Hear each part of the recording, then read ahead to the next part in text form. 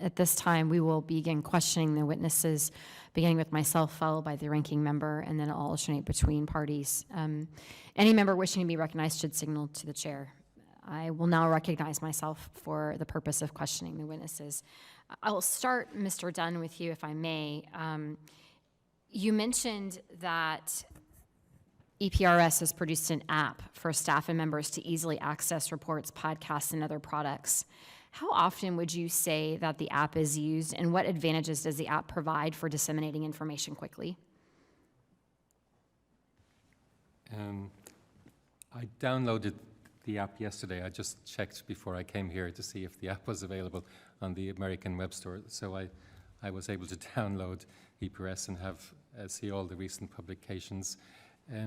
Because I'm no longer involved directly in management of the EPRS, I don't have those kind of statistics, but I did get some recent management documents from the management meetings, and I see, for example, there's a weekly social media report where they track the blog statistics, so the views on Twitter, views on LinkedIn, because every time we make a publication, a public publication, we push it out on Twitter and other thing. And then, of course, on the other side, you have inquiry statistics for the confidential briefings, which are kind of treated in a totally separate way. So it doesn't fully answer your question, but I'm sure that my colleagues in Brussels could give me more precise details if you're interested. Thank you, Mr. I personally think the app is less used than, or before I left, I think it was less used than the intranet by the members' offices, but it's there, so it allows people to use it when they're mobile, when they're moving. Excellent. We'll follow up. I'm going to ask committee staff to queue up a couple of slides that demonstrate some of the innovative work that EPRS is doing with interactive infographics. They say that a picture is worth 1,000 words, and I would imagine an interactive picture is worth even more. And you mentioned in your testimony that one of the key areas of emphasis in standing up the organization was to maximize readability and use visualization techniques and visual media as much as possible. Given the world we live in, I think that actually makes a lot of sense. With these slides as a backdrop, can you walk us through why visualization is such an important part of how you deliver your products to members of Parliament and committees?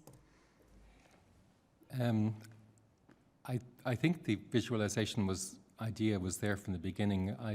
We said 10 years ago someone had a statistic that a picture tells you 8 times or is 80 times more powerful than text. So we tried from the very beginning to make our documents attractive and short, so we put a lot of emphasis on infographics, and of course we moved from that then to animated infographics. These slides I provided for the record a presentation which is actually a couple of years old, but it shows, if you go through it, it basically explains the philosophy behind it and how we had different types of slides, and this was intended to illustrate an animated infographic.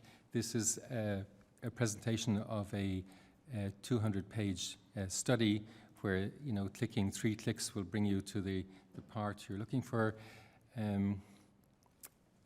We had a multitude of approaches. I feel like you asked me to walk you through it. I would have to walk you through the presentation, and I think this presentation has 57 slides, so perhaps leave it on the record and something to read. Time might be a challenge there. Well, thank you, Mr. Dunne. I appreciate that. And I would just add that I think that the conversation around infographics and a graphics warehouse is actually really helpful.